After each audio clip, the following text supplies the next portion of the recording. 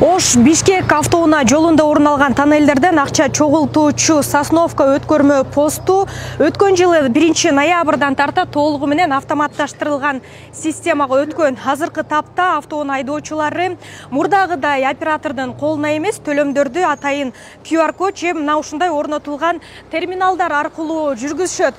Бул система коррупциядан оолак болууга, башкача айтканда түшкөн каражатты сол чөнтөккө кымырып алуудан оолак кылууга шарт түзөт.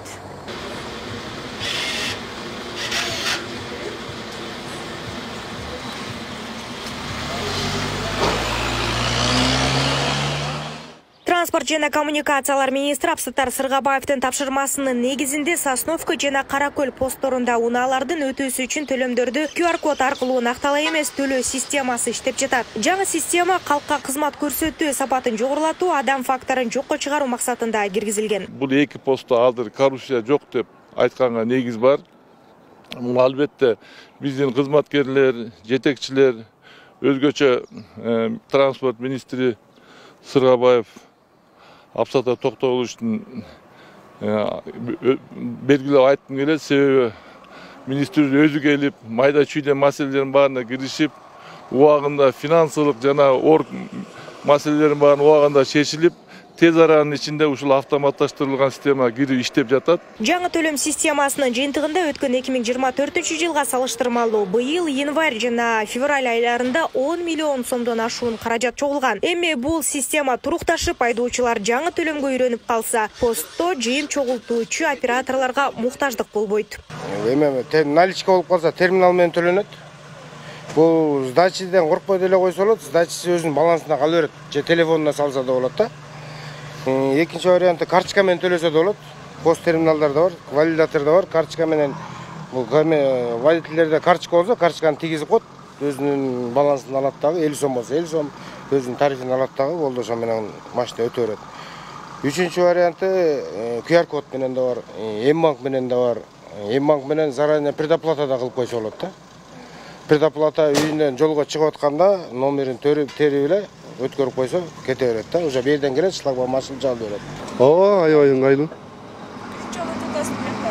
Кече өткөн, бүгүн кайра обратно өтүп атам да. Буга чейин эмне кылып чыгар эле, азыр өзгөчө айтсаңыз.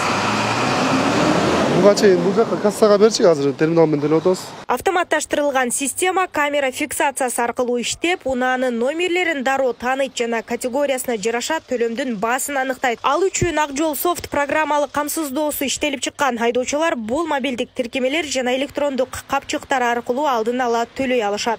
Үйдөн эле төлөп койсоңуз болот да, мына платежга киресиз. Көрдүңүзбү платежи? Муну аягын алып барасыз. Аягын алып барып транспорт деп турат. Транспортко киргенде эң ылдый жана тоннельный служба. Ушуну таңдайсыз. Анан бул жерге номер жазасыз. Сиздики мына 07. Келчиси жок, 07 дегенге сразу 587 басасыз. Анан тамгаларын жасасыз. А, С, А экен. 50 сом салып койсоз болду. Келчиси жок, көрдүңүзбү? Не обязательно 50 сом, например, өтөм десеңиз, 100 сом салып койсоңуз болот. Өткөн сайын бул 50 сомдон алып турат да. Сиз бериге келип QR код тартып акча салып, убакыт кетирбейсиз да. Все, Ак жол. Көрдүңүзбү, мына төлөдө сразу автоматически чек чыкты. Өзү мындайча айтканда, умный система да. Допустим, бул жерден машина кирет, бир жерден төлөгөндө Каракөл менен синхронизация болот. Бул жерден төлөгөн машина сразу Каракөлдөн барганда ачылат автоматически. Уже билет да, биздин системабыз бир да ушунда. И тот же самое Каракөлдөн төлөп келген машиналар бериге киргенде автоматически өзү ачылат. Суу Самыр, Токтогул, Талас наркы посттон өтпөгөндөр бул жерге келип төлөшөт. Мына азыр өзүңүздөр көрүп тургандай автоунаа буферге кирейин деп атат бул жака.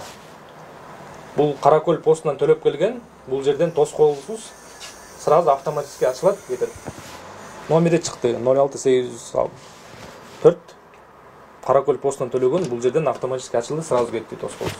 Нактала эмес төлөм системасы министрликке караштуу өндүрүштүк инновациялык борбор тарабынан иштелип чыккан. Азыркы тапта төлөм чогултуу адам факторунун кийлигишүүсү жок, ишке ашып жатат. Нурзада Сыдыкова, Майрамбек Абдибилал уулу, Регион, Чүй облусу.